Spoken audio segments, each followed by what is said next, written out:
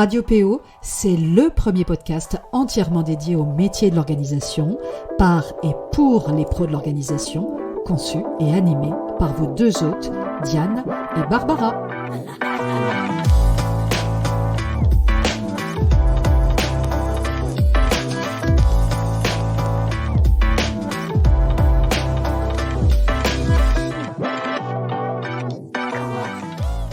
C'est parti pour un tout nouvel épisode du podcast Radio PO, la radio des pros de l'organisation. Ce sera le tout dernier épisode de ce semestre parce que Radio PO prend ses quartiers d'été. Barbara et moi, on s'accorde une pause estivale bien méritée. On a beaucoup travaillé durant ce premier semestre 2022 et on vous retrouve dès la rentrée avec de tout nouveaux épisodes. Vous verrez, on vous prépare de très beaux sujets, de belles interviews et tout un tas de surprises. Alors, aujourd'hui, on va aborder un sujet pour lequel on nous sollicite beaucoup. On nous pose évidemment très souvent la question, comment devenir home organizer ?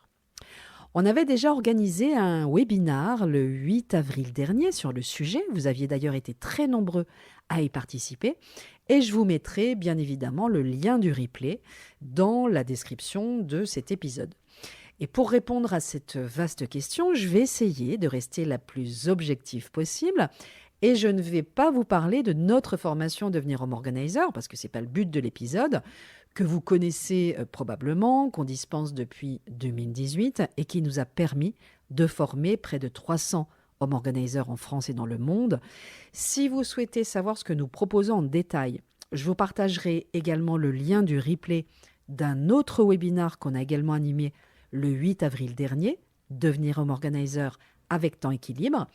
Mais pour le sujet qui nous réunit aujourd'hui, je vais tout simplement vous donner quelques pistes, quelques conseils, alors souvent de bon sens d'ailleurs, dans un objectif précis, vous préparer et poser les fondations de votre future activité si vous envisagez très sérieusement de vous lancer à court ou moyen terme dans ce métier passionnant et plus que jamais d'avenir. Et il nous a semblé judicieux, à Barbara et à moi, quand on a réfléchi effectivement à la thématique de notre dernier épisode de cette première série de 20 épisodes, de boucler justement avec ce sujet qui vous parle tout particulièrement parce que vous pourrez justement mettre à profit l'été pour creuser, approfondir votre projet et développer votre culture de l'organisation. Alors, d'abord, un point important sur lequel on revient très souvent, aimer ranger, ça ne suffit pas. Informez-vous, c'est hyper important. Prenez le temps justement de vous informer sur le métier, sur l'environnement, sur les enjeux, sur les pratiques. N'ayez pas une approche superficielle du métier. Ne limitez pas le HO, le home organizing, au rangement. C'est bien plus riche et bien plus large que ça. Donc lisez, informez-vous, pratiquez, bref, soyez curieux ou curieuse, ce ne sera jamais du temps perdu. Intéressez-vous par exemple aux différentes méthodes d'organisation, de tri, de désencombrement et de rangement. Il y en a plein, vous en connaissez quelques-unes, mais vous pouvez approfondir aussi. Testez-les chez vous, chez des amis, chez des proches. Mettez en place aussi une veille professionnelle via Google Alert par exemple et suivez de près les sujets qui sont en lien de près justement ou de loin avec le métier. Consultez la FAQ du site de la FFPO, la Fédération francophone des professionnels de l'organisation, dont on vous parle souvent ici. Inscrivez-vous à leur prochaine réunion d'information sur le métier. La Fédération en a justement d'ailleurs organisé une hier soir et elle en organise de toute manière régulièrement. Écoutez ou réécoutez les 19 premiers épisodes du podcast Radio PO pour développer progressivement votre culture des métiers de l'organisation. Et enfin, profitez de l'été justement pour lire encore et toujours. Alors, on n'allait pas vous laisser partir durant cet été sans vous donner quelques suggestions de lecture. Quelques suggestions de lecture qui sont tirées de la bibliographie qu'on transmet à nos futurs stagiaires avant chaque promotion. Alors, notre bibliographie, elle est très complète et elle fait plusieurs pages, mais on a extrait de notre sélection 5 livres qui nous semblent importants de lire, idéalement même avant de se former, mais aussi quand même, pourquoi pas, en cours de formation. Et ces 5 références font d'ailleurs partie des lectures obligatoires que l'on impose, nous, à nos stagiaires, en fait, en cours de formation. D'abord, évidemment, La magie du rangement de Marie Kondo, paru pour la première fois donc en France en 2015 aux éditions First, disponible également en livre de poche, etc., etc. Donc vous avez possibilité de l'acheter très facilement à moindre coût, y compris d'ailleurs, pourquoi pas, dans une version occasion. Et c'est important de le lire quand même. Alors, même si on n'adhère pas forcément à toute la méthode KonMari, c'est quand même de toute manière essentiel que vous le lisiez au moins une fois et même que vous mettiez en pratique aussi la méthode chez vous ou chez des proches, parce que les clients, les futurs clients que vous accompagnerez, eux, dans la plupart du temps, ils l'auront lu. Et donc, c'est quand même important, et ce serait presque une faute professionnelle, finalement, de ne pas l'avoir lu, en réalité. Hein. Donc, si vous découvrez le métier, etc., commencez par ça, sachant quand même, gardez à l'esprit que ça, c'est une façon de faire, que c'est d'ailleurs pas toujours à 100% adapté à nos sociétés occidentales, puisque forcément la magie du rangement s'est développée surtout au Japon, même si ça est émaillé et s'émet effectivement un petit peu partout dans le monde, mais en tous les cas, il y a plein de façons de faire différentes, il y a beaucoup de sensibilités différentes aussi, mais c'est quand même une approche qu'il est important de connaître, évidemment.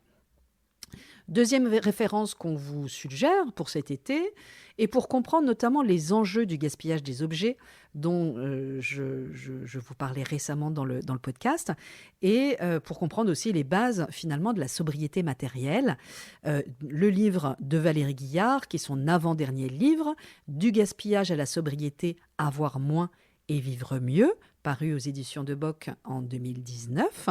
Elle a publié depuis un autre livre justement sur la sobriété, qui est très, qui est très grand public, qui est à portée de tous. Donc on vous en conseille évidemment la lecture aussi. Mais en tous les cas, si vous avez possibilité de commencer par Du gaspillage à la sobriété, avoir moins et vivre mieux, c'est mieux, hein, du coup. En complément aussi un peu, en restant sur, de manière différente, mais sur le même sujet, le dernier livre de Marie Dubois et Herveline Giraudot, L'abus de consommation responsable rend heureux, sous-titre La méthode Bisou, la première méthode efficace pour se libérer de la surconsommation, paru chez Erol en 2020. Évidemment, donc pour connaître et approfondir la méthode Bisou et pour découvrir comment on peut également, dans notre éventail de prestations, accompagner nos clients dans une démarche de consommation plus responsable et plus sobre, y compris donc avant l'achat ou l'acquisition d'un objet, en questionnant notamment son besoin ou en amenant son client à questionner son besoin avant l'achat. On vous conseille également le livre de Véronique Lebon, Le cercle vertueux du tri, la technique des 7 besoins, paru chez Hachette Pratique en 2019. Alors pourquoi ce livre ? D'abord parce que j'apprécie beaucoup Véronique, que je connais très bien, et que nous avons d'ailleurs recruté pour faire partie des 6 home organizers qui ont accompagné les foyers dans le cadre de l'opération Oser changer de l'ADEME, dont on vous a souvent parlé ici dans le podcast, et puis aussi parce qu'à Temps et Équilibre, on aime beaucoup son approche, plutôt douce et centrée donc sur les besoins des personnes qu'elle accompagne. Donc je trouvais que c'était une approche aussi intéressante quand on veut découvrir le métier, par exemple. Et enfin, pour finir, cette petite sélection, un livre plus récent, paru en 2020 à Casa Édition, que vous connaissez d'ailleurs peut-être si vous vous intéressez au sujet, Je veux ranger et j'ai besoin d'aide, par Isabelle Mola du Jourdain. Ce livre est intéressant parce qu'il partage plusieurs méthodes de tri et de rangement et qu'il est allé aussi interviewer un certain nombre de professionnels de l'organisation en activité, en France notamment, et il sera donc très instructif pour qui nourrit l'envie de se lancer, tout simplement. Voilà donc pour cette partie, un petit peu ce premier conseil. Informez-vous, mettez en place une veille, intéressez-vous, soyez curieux, et puis testez. Autre point qui est important, se former au métier de professionnel de l'organisation et plus spécifiquement à la compétence home organizing. Pourquoi est-ce important finalement de se former au métier? Alors c'est aussi une question évidemment qu'on nous pose souvent. Alors forcément, il faut le dire aussi, en tant qu'organisme de formation, on ne va pas vous dire de ne pas vous former, c'est impossible, ce serait contre nature. Mais au-delà de ça, on est quand même, Barbara et moi, à 300% convaincus qu'il est absolument indispensable aujourd'hui, au regard des enjeux sociétaux, économiques, environnementaux auxquels notre métier répond, mais au regard aussi du niveau aujourd'hui des professionnels de l'organisation qui se lancent et d'un métier qui se professionnalise de plus en plus, d'année en année, de se former. Alors, pour vous en convaincre, si c'était nécessaire, voici 9 bonnes raisons de se former au métier de professionnel de l'organisation. Première bonne raison, évidemment, acquérir de nouvelles compétences en premier lieu. C'est quand même peut-être un peu la base et important de commencer par ça. Notre métier, comme tout métier, c'est un métier à part entière, avec ses codes, avec ses compétences propres, avec ses process. Et on ne peut pas, on peut pas inventer l'eau chaude à chaque fois ou réinventer l'eau chaude. On ne peut pas les inventer ou les négliger si on veut justement pratiquer son métier dans les règles de l'art. Deuxième bonne raison, appréhender de façon précise et détaillée en quoi consiste le métier aujourd'hui, ainsi que ses enjeux justement de demain, ses perspectives, au-delà de l'idée parfois vague justement qu'on peut se faire sur le métier. Troisième bonne raison, développer une véritable culture de l'organisation. Pour nous, ça c'est hyper important. Une culture métier en fait, tout simplement. Quatrième bonne raison, avoir l'opportunité de pratiquer en conditions réelles sur le terrain pour faire ses armes dans le cadre sécurisé de la formation et ne pas essuyer les plâtres avec ses vrais premiers clients. C'est quand même pas anodin. Cinquième bonne raison, bénéficier de l'expérience et du savoir-faire de professionnels expérimentés. Sixième bonne raison, se laisser le temps, et ça pour nous c'est un point important, se laisser le temps de devenir un ou une professionnelle de l'organisation parce qu'on ne peut pas devenir PO, ni même HO, home organizer, du jour au lendemain. Comme pour toute profession, on a besoin de temps de maturation, de temps de transformation finalement, comme pour toute gestation. Et donc, la formation, elle permet ça. Elle permet justement aussi cette transition et cette transformation. Septième bonne raison, commencer à intégrer un réseau de pairs, PAIRS évidemment, de professionnels et de futurs consoeurs ou de futurs confrères. Huitième et avant-dernière bonne raison, mais de toute manière, ce n'est pas exhaustif, il pourrait y en avoir d'autres, gagner en légitimité parce qu'en vous formant, vous aurez moins le syndrome de l'imposteur au moment de vous lancer. Vous vous sentirez évidemment plus armé, plus légitime, mieux préparé pour pratiquer votre nouveau métier. Et enfin, neuvième et dernière bonne raison, respecter aussi vos futurs clients en leur montrant que vous avez pris la peine de vous former et de vous certifier, et ce sera assurément pour eux un gage de sérieux et de crédibilité. Alors, une fois qu'on a dit ça, quelques conseils justement, là encore, de bon sens, pour bien choisir sa formation dans une offre multiple. Vous vous en êtes probablement déjà aperçu, le métier ayant le vent en poupe depuis ces dernières années. On a pu voir justement ces toutes dernières années les formations pousser un petit peu comme des champignons, souvent, il faut le dire aussi, par opportunisme, mais avec parfois aussi des niveaux très différents en termes de qualité de contenu, des programmes, de l'enseignement, de la pédagogie utilisée, d'expérience, justement des formateurs, etc. Et quand on ne connaît pas les acteurs d'un marché, il est très difficile de faire la part des choses et d'y voir clair. Donc on voulait vous donner ici quelques clés très simples et très finalement... c'est de la logique quelque part, mais il faut aussi le savoir pour vous aider justement dans le choix d'un organisme de formation. Premièrement, est-ce qu'il s'agit d'un organisme de formation déclaré, c'est-à-dire avec un numéro de déclaration d'activité délivré par la Directe, qui est la DRETS aujourd'hui, mais qu'on connaît plus sous le nom de la Directe. C'est important parce que justement, ça montre que c'est aussi un vrai organisme de formation, donc ce n'est pas anodin. Deuxième point, l'organisme de formation est-il certifié Calliope. Calliope, c'est une certification qualité qui est obtenue suite à un audit. Et donc, ça veut dire que l'organisme de formation est engagé dans une démarche qualité et qu'il a tout simplement aussi satisfait aux 7 critères et aux 30 indicateurs du référentiel national qualité, qui est le référentiel de référence aujourd'hui en termes de qualité d'un organisme de formation. Est-ce qu'il est possible de faire financer la formation? Donc vous pouvez justement étudier les possibilités de prise en charge de l'organisme de formation qui vous intéresse, par exemple. Vous pouvez également vous renseigner sur le ou les formateurs, c'est important. Vous avez d'ailleurs normalement accès à leur CV, justement, qu'on est inscrit dans une démarche qualité, à leur bio, éventuellement à leur profil LinkedIn, etc. Quelle légitimité, quelle expérience, quelle expertise, depuis combien de temps il exerce, sous quel statut, et puis surtout, vérifier vos informations. Vous avez notamment tout un tas de sites qui permettent, société.com, etc., qui permettent de vérifier justement les mentions légales, la date de création de l'entreprise et de l'organisme de formation.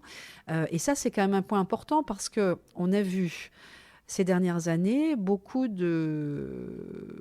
on va dire, de formations qui se lancent après parfois quelques mois ou une année d'expérience terrain. Et ça, pour nous, c'est un petit peu, ça fait un petit peu peur, en fait, parce qu'on se dit qu'au bout de quelques mois ou au bout d'un an d'expérience, on n'a pas suffisamment de recul et d'expérience, justement, pour transmettre à son tour le métier. Donc ça, c'est quand même un point qui est hyper, hyper important.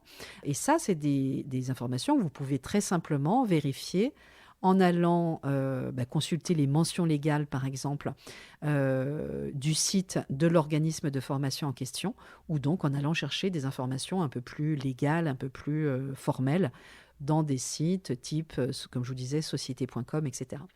Donc, ça nécessite quand même aussi de votre part, justement, de creuser un petit peu et de faire un petit peu votre enquête.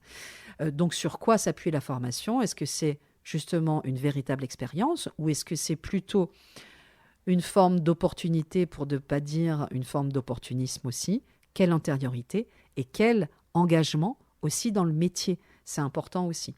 Et puis, étudiez enfin, évidemment, en détail le contenu et assurez-vous justement du sérieux, de la consistance, et de la réputation de la formation. Voilà, pour cette partie formation, parce que forcément, quand on veut devenir home organizer, on pense immédiatement, effectivement, formation. Enfin, donc, et pour finir, dernier conseil de cet épisode, structurez votre réflexion et votre approche. Inscrivez-vous dès le départ, y compris dans la construction de votre projet, dans votre réflexion, dans une approche structurée et professionnelle. Soyez déjà, quelque part, en termes d'état d'esprit, le ou la professionnelle que vous serez ou que vous aspirez à être, et cela vous aidera justement à vous projeter dans ce que pourrait être votre future activité de professionnel de l'organisation demain, ou tout simplement d'home organizer, puisque c'est le sujet de notre épisode du jour, comment devenir home organizer. Et attention, intégrez également le volet entrepreneuriat de votre projet et dans votre projet, parce que si vous vous lancez, vous serez certes à chaud, home organizer, mais vous serez avant tout un ou une entrepreneur. On en parle souvent ici aussi dans le podcast. D'ailleurs, je vous partagerai aussi dans la description de l'épisode, en plus du lien des 2 replays des webinaires dont je vous ai parlé en introduction, les liens de 3 épisodes qui pourraient vous intéresser justement. L'épisode 8, qu'avait enregistré d'ailleurs Barbara, pièges et écueils à éviter avant de se lancer. L'épisode 12, dépasser le syndrome de l'imposteur ou comment lui tordre le cou une bonne fois pour toutes. Et puis l'épisode 16, un peu plus récent, mettre toutes les chances de son côté pour atteindre ses objectifs. Voilà, donc je pense qu'avec tous ces conseils du jour, vous aurez, et toutes ces ressources, vous aurez de quoi approfondir le sujet, commencer à travailler un petit peu votre projet, approfondir votre envie de vous lancer, et puis surtout en le faisant de façon très structurée et de façon déjà la plus professionnelle possible. Et ça vous permettra, vous verrez aussi, déjà de vous donner confiance et en tous les cas, de déjà poser des bases saines, des bases solides à votre futur projet et donc à votre future aussi activité de home organizer ou de professionnel de l'organisation. Je vous souhaite bien sûr un bon vendredi, mais surtout un très bel été de la part de Barbara et moi. Profitez-en bien, reposez-vous, ressourcez-vous et on se retrouve à la rentrée pour une nouvelle saison et de tout nouveaux épisodes. Vous verrez, on vous réserve tout plein de surprises. À très bientôt.